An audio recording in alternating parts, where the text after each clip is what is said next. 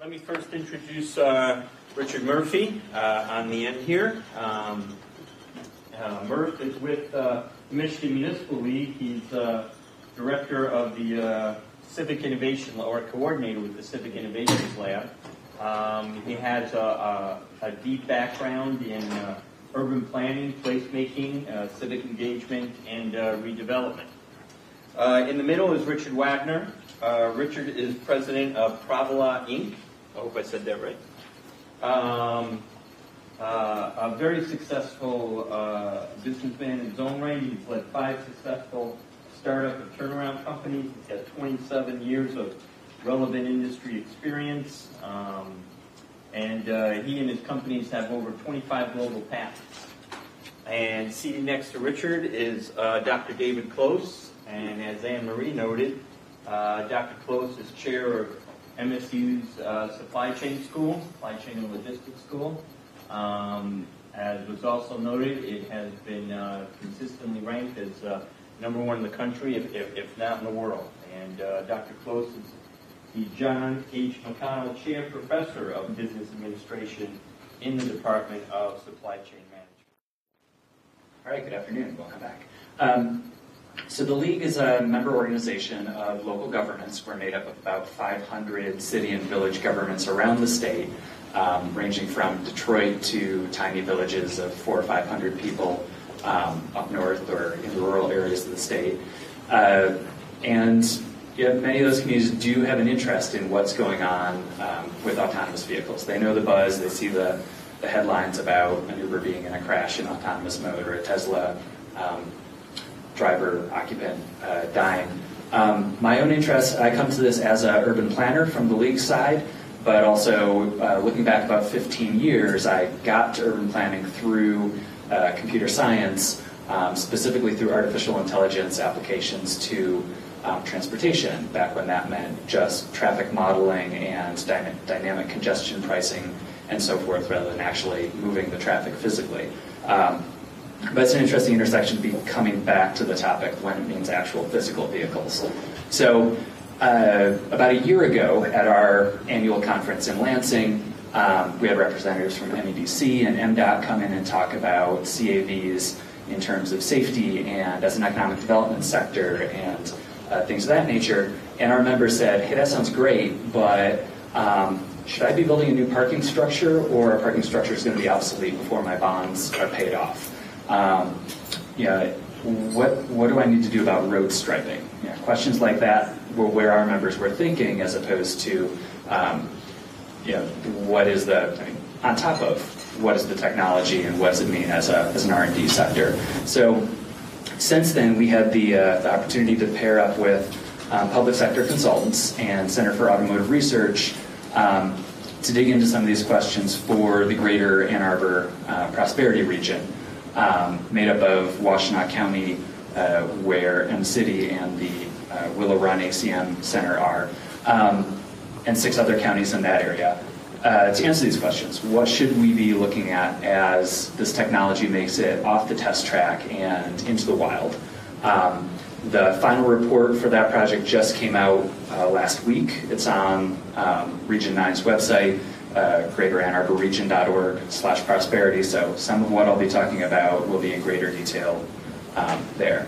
So Arnold mentioned placemaking is a lot of what the League works on, is how do we make our communities great places for people where they want to be, where they want to live and work and play, as the old slogan goes. Whether that's downtowns or small main streets or residential neighborhoods. And one of the challenges we often face is how vehicular traffic has minimized the public realm available to people on the street. This graphic actually I think was commissioned by the Swedish Road Ministry to demonstrate the experience of the city from a pedestrian standpoint, and how little space there is allocated to pedestrians in a typical streetscape between the building facade and the imminent danger of stepping into the street and being struck by a car. So there's a couple possible scenarios that people think about when we talk about autonomous vehicles and their impact on this. One is sort of the utopian of, this is also from Sweden. I think Drive Sweden is the organization that came up with this very cute 3 or 4 minute video showing the reclamation of space from vehicular dedicated asphalt to people, turning parking spots on the street into sidewalk cafes and parking lots into parks and open air movie theaters and whatnot.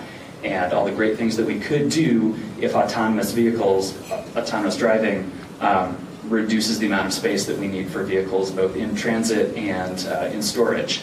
The alternative, though, of course, is the scenario where everybody drives further because autonomy takes away the time cost of sitting behind the wheel staring at the yellow line in front of you. We can just sit there and watch Netflix all the time and not worry about how long it takes us to get where we're going, so we all spend a whole lot more time in our vehicles. Like in WALL-E, slightly happier dystopia than Terminator, perhaps. A lot of people I work with would prefer vision number 1 over vision number 2, but it's a question of what do we do, how do we know which one we're headed towards, and how do we sort of stack the deck to get to vision number 1. So an image I like is this pace layers model from Stuart Brand in the long now, looking at how fast different things change. Right now, probably autonomous driving is up here in this fashion layer, or the intersection of fashion and commerce, where we're still figuring out what's just buzzy and is sort of going to be passé in the next year or so, and what's actually going to make its way into a viable business model and stick around with us for the long term. It's a concern that one of our city managers raised, especially around infrastructure investment, is we don't really want to be the Betamax of connected vehicle infrastructure. We want to know what's here to stay, and we want to know when that question is going to be answered for us. Now, the problem that we have as cities is that most of the tools that we have to work with are on this layer of governance and infrastructure, which are much slower things to change than a startup business model or the technological development of some of this. And where we do have governance layers to pull, where we have to respond to the culture layer, which moves even slower, of what our constituents expect the city government to be doing, and why are we taking away somebody's right to muscle their way into traffic, getting out of the stadium, to hand it over to this robot? Shouldn't I just be able to drive wherever I want, like a free American, as is my God-given right? So, we're kind of stuck between the fast-moving technology and business sector and the slow-moving, angry phone calls of the people who have been giving us angry phone calls for the last 70 years and expect things to be just the way they always were. We can look at, as a precedent for where some of these levers of change are, the impacts of the personal automobile to begin with. Kind of looking back on a similar time frame to aviation, the introduction of motor vehicles and personal ownership, and how much of our built environment is sort of designed around personal automobility. And sometimes we have a tendency to think, this landscape in the background where we've got this wide 5-lane road with no sidewalk. If you're a pedestrian, you're kind of squished in this 2-foot strip of grass between 45-mile-an-hour traffic. And right here behind this picture is one of the highest crash intersections in Washtenaw County, and this parking lot for a auto repair shop that's right here, and sort of the disposability of this landscape, where you've got a vacant bowling alley over here with a couple clothing donation boxes. Over here on the left-hand side, there's a Farmer Jack, and behind the text you can see a big K sign. So a whole lot of longevity in the land uses created by this landscape. And sometimes we have the tendency to think that this is an inevitable result of the personal automobile. But we can look at, the technology was significant. It gave us fast, on-demand, point-to-point, climate-controlled mobility with our own radio stations and whatnot. But a lot of what built this landscape was the governance layer and the infrastructure choices that we made of, what is it that we wrap this technology in as far as engineering standards for roads and funding formula. who do we give dollars to do what. The zoning of land use, where we say, hey, SimCity style, houses have to be over here, shopping over here, jobs over here. You must have a certain amount of parking per space. And then we're going to say, who can get a mortgage where, who can deduct the interest off their mortgage. We're going to turn jaywalking into a crime. We're going to say, hey, the city's going to plow your street during the winter and repair it when it gets potholes, but you're responsible for shoveling your own sidewalk and fixing it if there's a broken tile. All these decisions on the governance side really affect what the technology actually did for us. So similarly, we do have to think about what these governance decisions or infrastructure decisions are that we make in order to figure out what autonomous driving or mobility as a service mean for us. So infrastructure is, I think, the area where our members are most concerned and where they have the most anxiety about sort of the near-term expectations of connected and autonomous vehicles, where they have been starved of resources for many years. Michigan is actually the only state in the country where municipal revenues declined between 2002 and 2012, and one of only 4 where state funding to municipalities declined over that period of time. So we have a lot of communities that are in the position where it's really hard to keep up with just basic pothole repair. And our city managers are saying, okay, so we can barely keep the streets striped that already have stripes. Are you telling me that I have to go in and stripe every residential street in town, upgrade all my signal heads, dig up all my right-of-ways to lay new cable, clutter my right-of-ways above ground with new poles and signal boxes and antennae, and then on top of that get 10,000 automated pothole reports every single day instead of one angry phone call about a pothole every day? They're not real excited about that, especially if there's no funding source that's been talked about yet to drive all of that investment that they fear being responsible for. So, yeah, really this is an area where infrastructure deployment and the funding behind it could slow down some of that adoption and penetration of autonomous vehicles. So the question earlier about separated roadways for autonomous vehicles, if we can't maintain the ones we already have, how do we go about creating new dedicated ones for a separated vehicle class? Land use has much easier questions to answer. There are a lot of things we can do here where it benefits the communities regardless of how quickly or slowly CAVs get rolled out. Because these are things that we would advise our communities to be doing anyways in the interest of being great places, being good people habitat that people want to invest in and live in. Things like getting rid of those mandatory minimum parking requirements so that businesses and residents and developers can figure out for themselves how much parking do you really need, either now or 10 years in the future. And instead look at regulating its quality. Put it behind the building in a Main Street area so that, this sidewalk is for people, not for parking. Figuring out what the facades of the building look like, or the porches.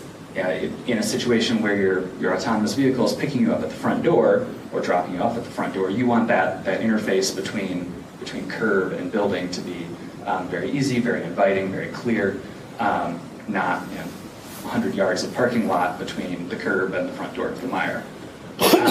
In residential areas, look at options for increasing housing density and allowing people to convert their garages away from vehicle storage. Downtown, make it easier for people to put new businesses in these buildings or to develop upper story uses. These recommendations look both at the critical mass of people and destinations, just for it being an interesting and attractive place for people to be, but also if you're mixing up your sources and your destinations of trips, that's a much easier scenario for a CAV fleet to serve because they're not taking all of their trips from the residences over here to the job centers over here at one time of day with a whole lot of deadhead miles in between and big peaks in directional demand, they're making a lot of little trips within a dense area and can much more quickly turn over from one paying ride to the next. Public transit is a big question. Some people think, why do we need public transit if we're going to have autonomous vehicles that can just do everything that transit does? We can't automatically assume that the autonomous vehicles will do everything transit does. One concern is making sure that everybody does have access to mobility. Autonomous driving does have a lot of promise for people who can't drive currently because of age or ability. If they're blind or have epilepsy or otherwise can't operate a motor vehicle safely, maybe autonomous driving provides them a lot of freedom, but if we're not out there as transit agencies making sure that either from a regulatory perspective or as service operators, contractual or through owned vehicles, that there are automated driving options in the fleet that have wheelchair lifts that allow service animals, that might have a human attendant for somebody who actually needs human assistance during the trip and not just a wheeled platform for getting from point A to point B. We can't assume that those options are going to exist if we're not safeguarding them in the public realm. We also probably shouldn't assist that every autonomous vehicle trip is going to be in a single occupant vehicle owned by the driver, especially in denser cities where road capacity is limited. Even if intersections are more efficient and the vehicles can drive more closely together and avoid crashes, there are still bottleneck problems and throughput needs. And fortunately, there are a lot of companies developing autonomous multi-passenger vehicle shuttles that carry 10 to 30 people. Most of them are kind of super cute too, which is probably a benefit in terms of getting people to try them out. But transit operators will need to think about, we don't just operate buses or trains anymore, we're operating a whole range of mobility services, either through vehicles that we own or vehicles that we contract for, with drivers, with attendants who aren't drivers, without humans on board at all. Finally, the employment situation's been brought up a few times. We have a lot of our communities around the state that are have still not recovered from the job losses of automating manufacturing. So we've got that much more of a problem when driving-related jobs get automated, and a lot of our smaller communities might lose a significant employment sector. So NLC has done, National League of Cities, which is the umbrella organization for my organization and others around the country, has done some good work on looking at what cities can do to support the changing nature of work and employment. And I do recommend that report for anybody who's interested, whether around the transportation sector or otherwise. But overall, our focus at the League is to focus on making great places for people, making strong communities, kind of an ask not what your community can do for the technology, but what the technology can do for your community, and what is it that we need to do to help steer the technology in that direction.